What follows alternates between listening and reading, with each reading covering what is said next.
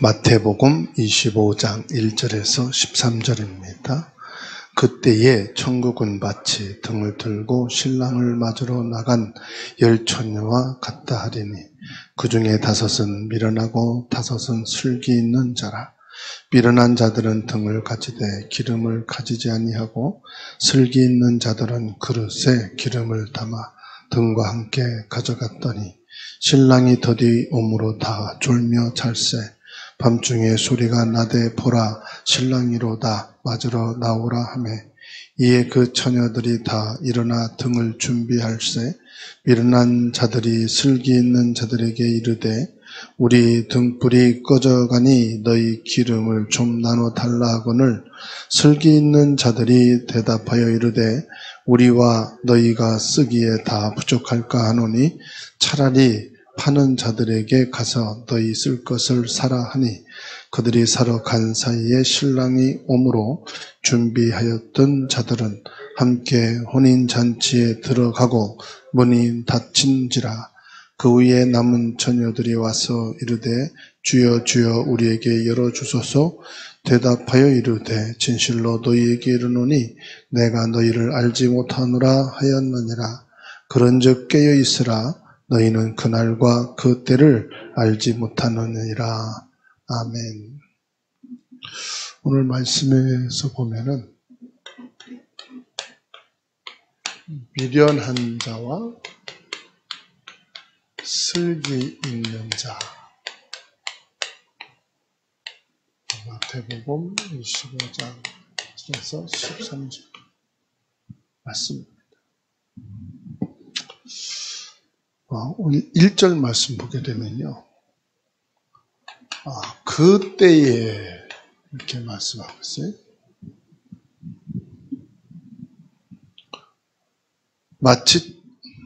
천국은 마치 등을 들고 신랑을 맞으러 간 10처녀와 같다. 그때에 이 말은 어떤 시제를 나타나는 거죠.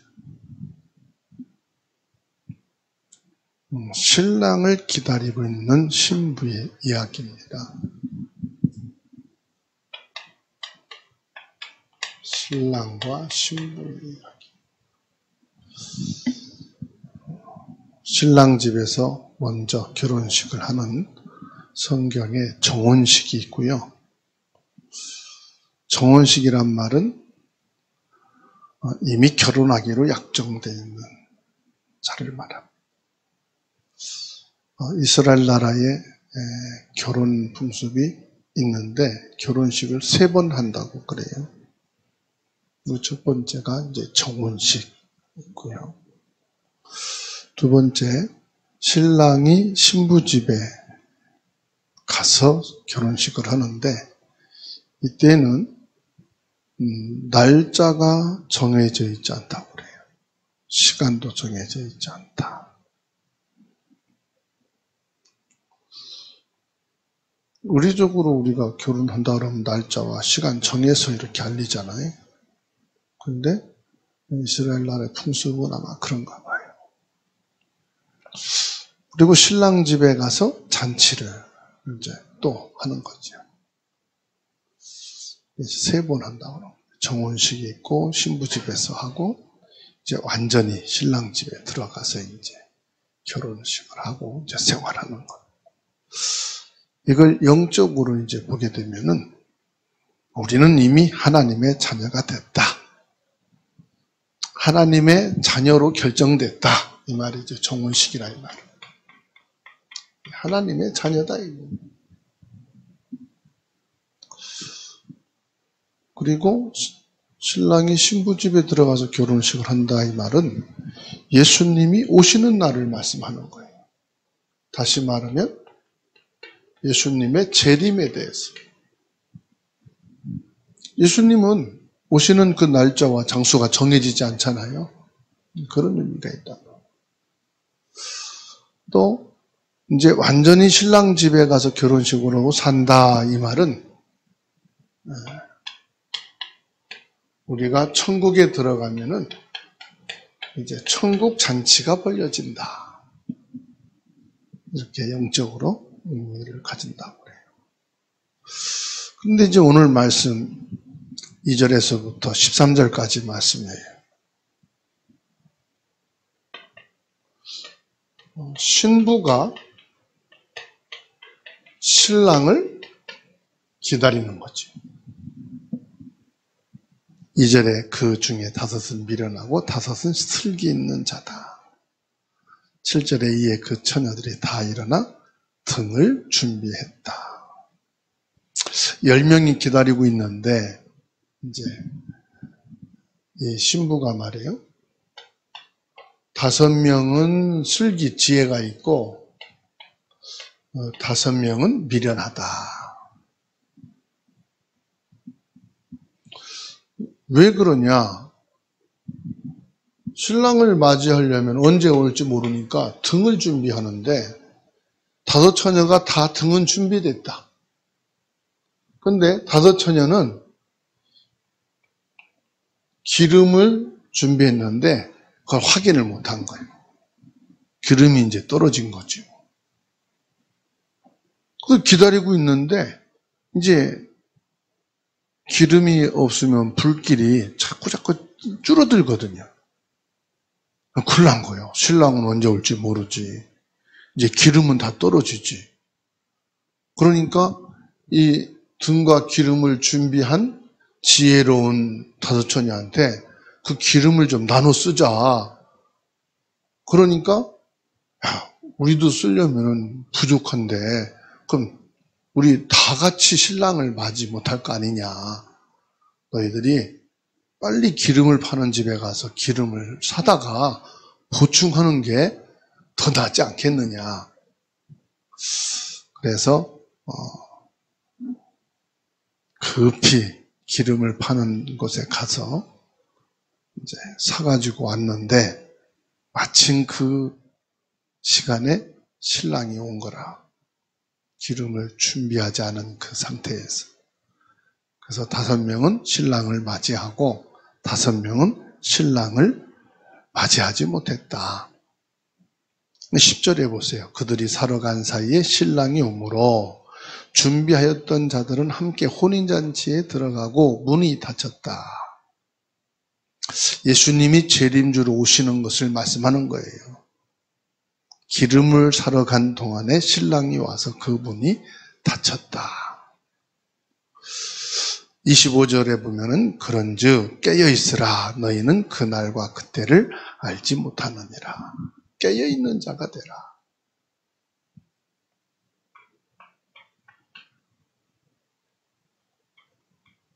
깨어있으라.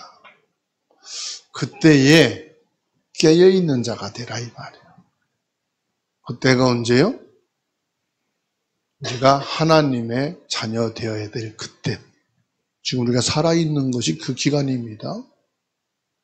또 예수님이 오시는 그때에 언제 오실지 모르니까 맞이할 준비가 있어야 된다.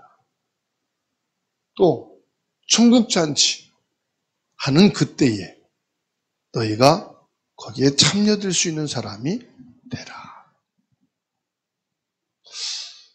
여기서 중요한 건요. 이 슬기로운 5 처녀와 미련한 5 처녀 똑같이 뭐를 알고 있다는 거예요? 여기에서 예수 그리스도는 다 알고 있다. 예수 그리스도는 다 알고 있는 사람들이다. 예수 그리스도를 다 믿고 있는 사람들이다. 똑같이 교회 다니고 똑같이 예배 드리고 겉으로 볼 때 뭐 부족한 게 없고 틀린 게 없고 다 맞다. 그런데 슬기 있는 사람도 있고 슬기롭지 못한 사람도 있다. 또 피곤한 사람도 있고 피곤치 않는 사람도 있고 그렇죠? 다 있어요. 근데 중요한 건 뭐예요? 준비된 것이 필요하다.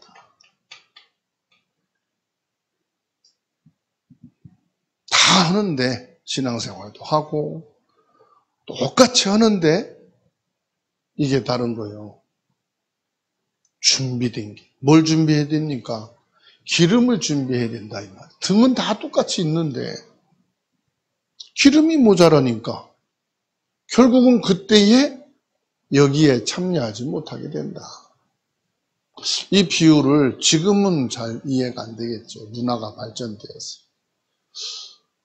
여러분들이 어릴 때 이런 일이 있었잖아요.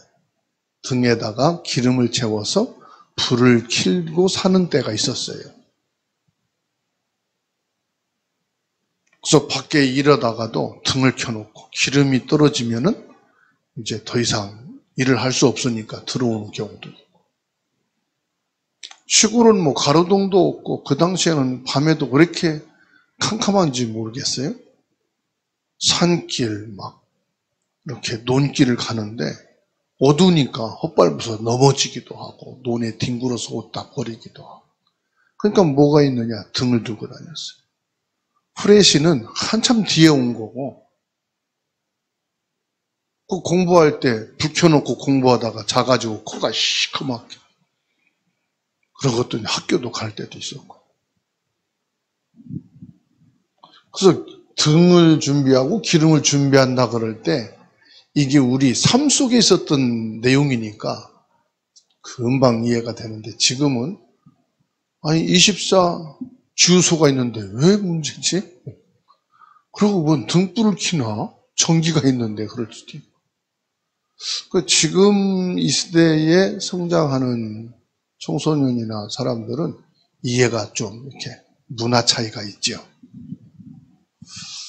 근데 한국에도 60년대, 70년대에는 그랬다는 사실. 그래서 아주 이게 피부에 와 닿는 부분이죠. 근데 영적으로는 지금도 다 똑같은 내용입니다. 우리가 예수 그리스도를 다 믿는다고 하고 예수 그리스도로 담났다고 하지만 준비된 자가 되어야 한다.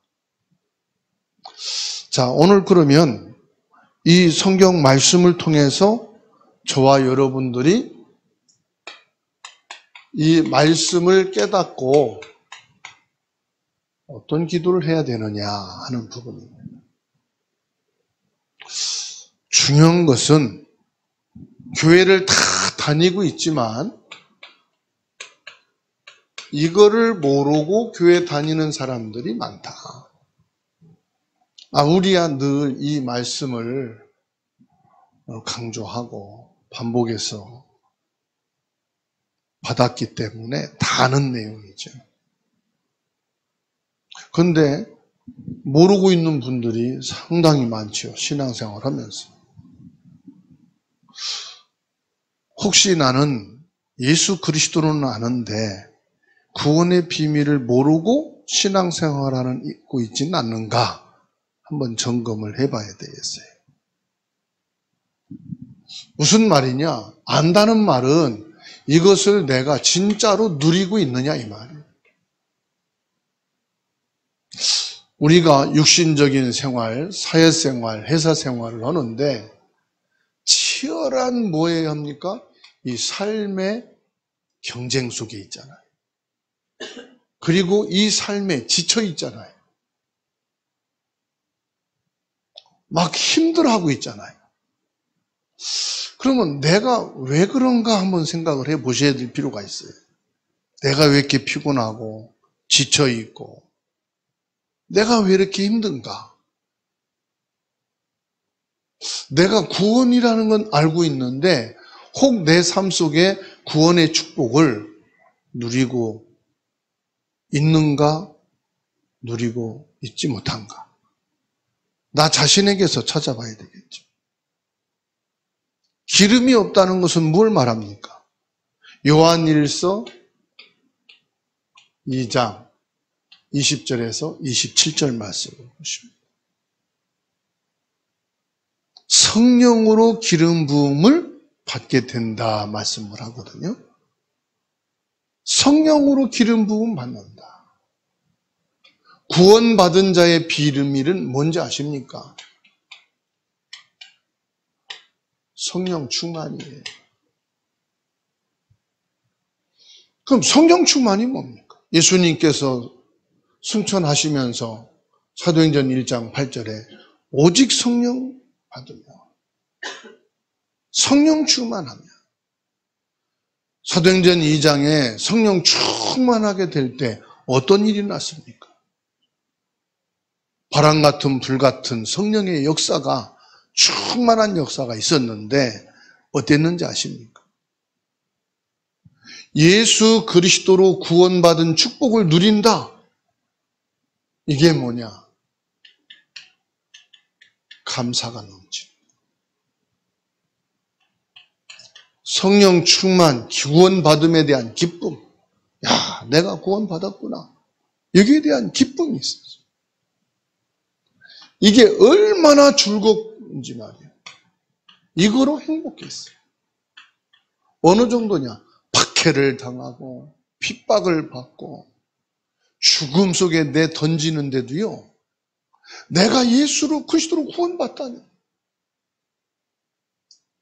이게 내게 있을 수 있는 일이냐? 성령 충만하게 되니까요. 구원받게 된 이 사실이 성령 충만하게 되니까 삶 속에서요, 감사가 누려지고 기쁨과 행복함. 정말로 저와 여러분들이 날씨가 추워지고 내 몸은 힘들고 경제적으로는 압박이 오고 일은 지칠지라도 이것으로 감사하고 기쁨이 있고 행복할 때 불신자들이, 야, 저 사람은 뭐가 감사하냐? 뭐가 기쁘냐? 저 사람은 행복은 뭐냐? 나랑 똑같은 처지, 똑같은 회사, 똑같은 경제 어려움. 그런데 저 사람하고 나하고 다른 게 뭐지? 이 사람들은 모르죠. 내가 구원의 비밀을 누리며 사는 거. 이거 없이 일이 중심이고 돈이 중심이고 사는 게 중심인 사람하고는 드러나지 않은 거예요. 이게 기름과 같은 거예요.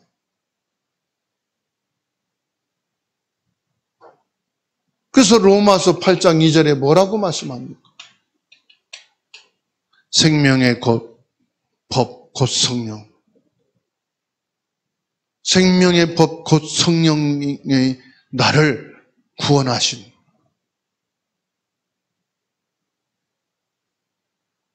나를 해방시킨.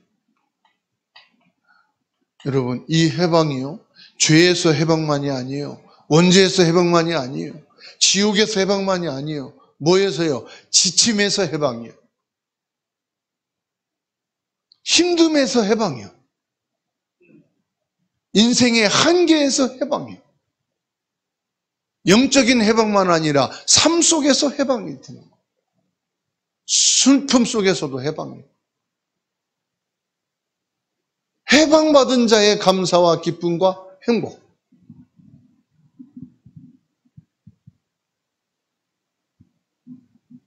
새가 날다가 그물에 걸렸는데 이제는 퍼덕거리고 거기서 헤어나려고 하다가 힘을 다 써서 이제 푹 쳐져 있어. 이제 죽어가는 거예요.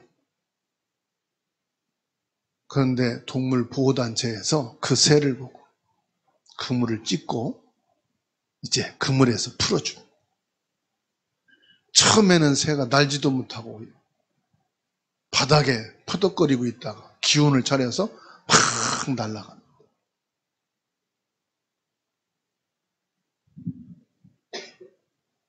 저와 여러분들이 이 마귀에게, 사단에게, 죄의 지옥 배경에 잡혀서 허덕이다가 힘을 잃고 죽어가고 있는 그 상태. 더 이상의 희망도 없고 살 의욕도 없어요. 거기서 예수 그리스도로 내가 해방됐어. 거기에서 큰 감사와 기쁨과 행복, 그것을 누리는 것이 신앙생활이에요. 그래서 뭘 확인하느냐? 여러분, 남도 중요하지만 나 자신이 구원받은 이 기쁨이 있느냐 이 말이에요. 교회 다닌다, 신앙생활한다, 수고하고 무거운 짐을 지고 억지로 하지 마시고 내가 기쁜 마음으로 신앙생활이 되고 예배생활이 되고 있는가? 그게 구원의 비밀을 누리고 있는 사람. 내가 구원받은 이 사실에 대해서 예수 그리스도로 감사한가? 여러분, 병이 고쳐졌다. 그건 당연히 감사하지. 내가 노력한 거에 대해서 10배나 더 경제를 얻었다. 아니, 그거는요, 도둑놈도 감사해요. 내가 목적 세운 것보다 몇 배나 달성했어. 그거는 친구들, 형제들, 부모 모시고 잔치 벌이는 건 당연하지. 그렇죠? 내가 구원받은 것으로 감사함으로 내가 지금 힘들고 어렵지만 내 오늘 한독 쏠게. 뭔데? 구원받은 거 생각하니까 너무 감사해. 그렇게 되시기 바랍니다. 목사님 제가 대접할게요. 왜요? 구원받은 거 생각하니까 내가 몸은 아프고 고통스럽지만 행복해서 너무 행복합니다. 목사님 내가 한턱 쏠게요. 라면 끓여드릴게요. 그것도 감사해. 행복하다니까. 얼마나 감사합니까? 그죠? 그러면 여러분 가문 복음화, 친구 복음화 다 될 거야 아마. 회피하시기 바랍니다. 그러면 여러분 얼굴이 뭐요? 스마일하는 거예요. 웃고 다니는 거예요. 아, 그렇지. 그걸 보고 증인이라고 하는 거예요. 쳐다볼 때마다 감사할 일이 있는데도 짜증내고 좋은 거 있는데도 막 다운돼 있고 그러고 다니는데 전도가 되겠어요? 말은 예수 그리스도야. 예수 믿으면 그 도대체가 뭐가 있는 건지 이해가 안 되죠. 나 자신을 여기서 점검하는 거예요.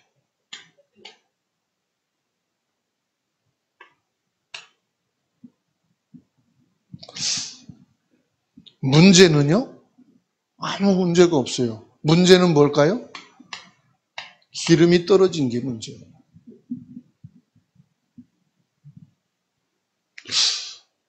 구약에서는 한 가지입니다. 구약에서는요, 온갖 가르침, 깨달음, 어마어마한 일이 있어도요, 선지자들을 통해서, 제자상을 통해서 하나님이 약속하신 건 하나입니다. 뭐냐? 우리를 구원하실 자가 오신다. 메시아가 오신다. 메시아란 말은 그리스도란 말이에요. 우리를 구원할 자가 오신다. 그런데 왕들이, 백성들이요, 선지자들을 무수히 죽였다는 사실. 왜? 쓸데없는 소리 하지 마. 우리 지금 사는 것이 중요해. 우리 나라를 지키고 보호하고 우리나라가 강성하고 잘 사는 것이 중요하지. 메시아가 와서 뭐 할 건데? 우리를 위해 구원자가 오신다고? 우리가 이렇게 처참하게 포로가 되고 노예가 되고 죽어가고 있는데 뭔 메시아가 오냐? 저거 거짓말쟁이다. 하나님의 사람이라 하면서요. 선지자들을요, 사정없이 죽였어요. 얼마나 많은 선지자들을 죽였는지 몰라요. 왜요? 구원자인 메시아가 오신다고 하는 말을. 언제 올 건데? 여러분 생각해 보세요.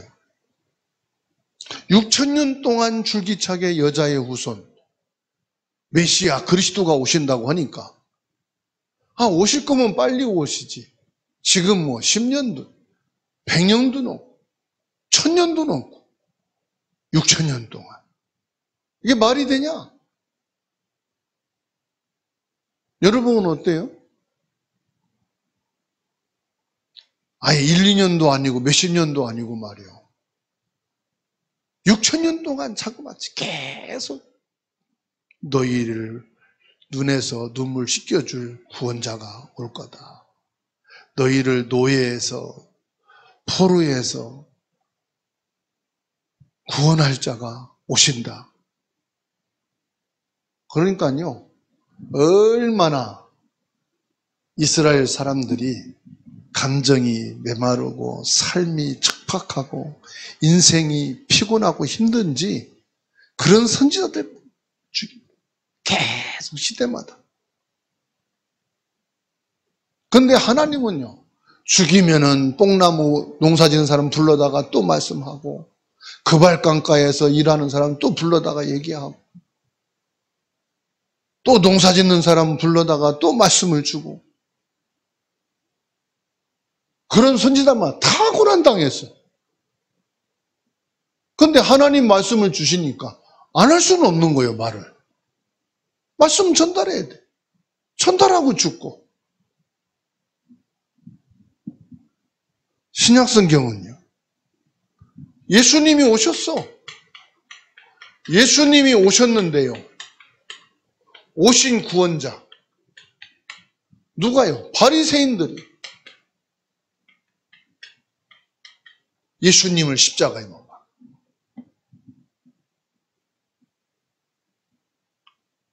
그러니까 하나님의 아들이 오셨다고 하는데도 아니야, 죽여버렸어. 이렇게 종교인들이 무섭고요, 이렇게 교권이 무섭고요, 이렇게 기름을 준비하지 않고 교회 다니고 지식을 가지고 있는 사람들이 무서운 겁니다. 거기다가 또 힘이 있잖아요. 그 힘을 가지고 죽이는 거. 예수님을 십자가에 못 박은 자들이 누굽니까? 이들이에요. 백성들은 그 힘 앞에서 그냥 같이 따라가는 무리들이고 여론이고, 예수님께서 말씀합니다. 마태복음 24장, 25장. 말세 때 말씀하고 있어요. 마지막 때. 저처에서 메시아가 왔다. 그리스도가 여기 있다, 저기 있다. 부모와 자식이, 시부모가 며느리를 서로가 박해하고 죽이는 데 내놓고 서로가 원수. 그래서 원수가 어디에 있다? 너희 집안에 있다. 처처의 기근과 전쟁이 막 일어나고요. 다시 말하면 세상이 사나워지는 거. 자식도 부모 못 믿고 부모도 자식 미워하고. 그 마태복음 24장, 25장에 계속 그럽니다. 그러면서 오늘 비유로 말씀하는 거예요. 마지막 때 기름이 없는 자가 많이 있을 것이다.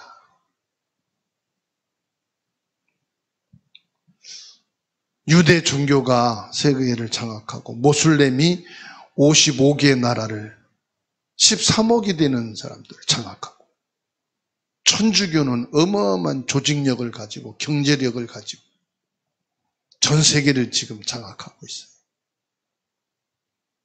이런 때에 저와 여러분들이 지금 신앙생활하고 있다니까. 기름은 뭘 말하느냐? 참 복음을 말합니다.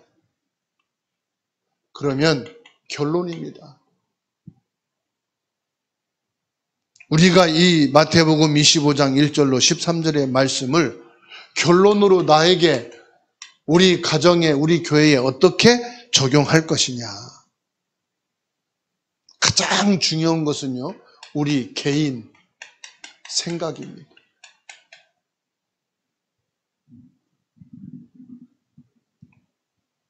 다 내려놓고요, 나는 하나님 앞에서 구원에 대한 감격과 감사가 있느냐. 이게 무슨 말이냐면은 나 개인과 하나님과의 관계입니다. 삶을 떠나서 먼저 내 생각과 하나님과의 관계, 내 신앙의 마음과 하나님과의 관계. 기름 준비하고 등을 가지고 있는 지혜 있는 사람은 뭐라고 했어요? 축복의 사람이라고 말씀하고 있어요. 왜 그렇습니까? 신랑과 함께하는 잔치가 축복이잖아요. 신랑이 없는 신부의 잔치는 슬픈 거요. 신부 잔치에 신랑이 없다. 그것은요, 외로운 거요. 신랑 신부가 함께 잔치한다는 것은 축복을 말합니다. 내 인생이 뭐로 즐거우냐? 그리스도로 즐거워라. 내 인생이 무엇으로 행복할 것이냐? 그리스도와 함께 행복한 것이 되어야 된다.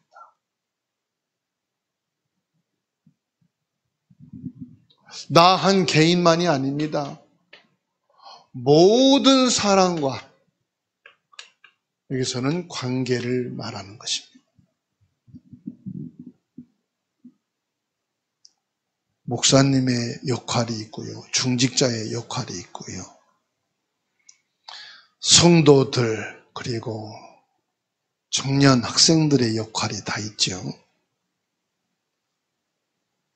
하나님 자녀된 이 구원의 축복이 느껴져야 된다 이 말이에요. 아무런 감각, 감동 없이 그냥 하는 게 아니라 느낌이 있어야 된다. 그게 깨어있는 거예요. 그게 살아있는 거예요. 피부가 멈춰있다는 건 뭘 말하죠? 감각이 없는 거예요. 그래서 병 중에서도 감각이 마비된 게 문둥병이라고 그러잖아요. 감각이 무뎌있어요. 그러면 사고 나요.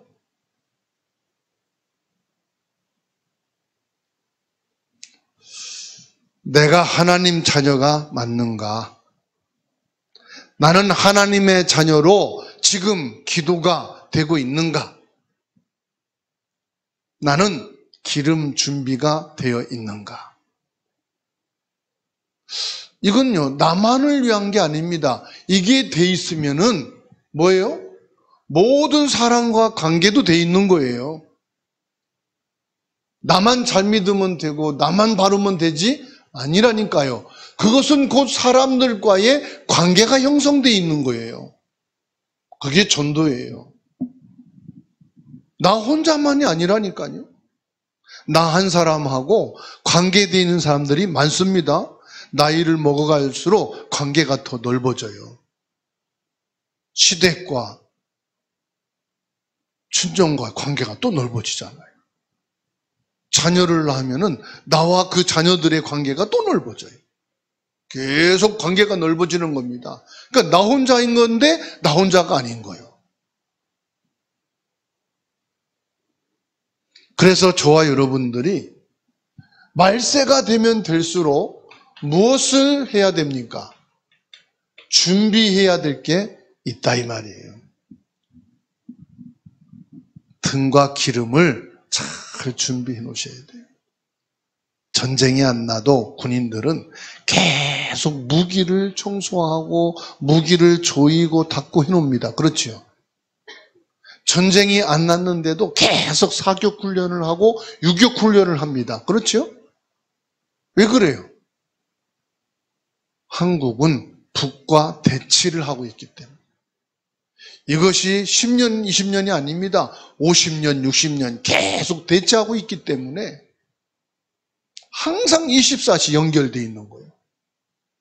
비상 연결되어 있고 무기를 항상 소지를 하고 그리고 항상 연습하고 그게 얼마나 많은 돈이 들어가는 겁니까? 군인이 60만 명이라면은 60만 명의 군인이 먹고 입고 자고 훈련받고 총을 쏘는 연습을 하고 어마어마한 돈이 들어가는데 그걸 투자하는 거예요. 왜 그래요? 준비요. 말세도 저와 여러분들이 영적으로 뭐냐? 준비하는 거예요. 그러니까 정신적으로, 마음으로, 삶으로 모든 것이 뭐예요? 준비가 안 돼 있으면 그때에 이게 호련히 오십니다. 그때가 벌써 저는 60이 넘었어요. 여러분도 그때에 벌써 70이 넘었고, 그렇죠?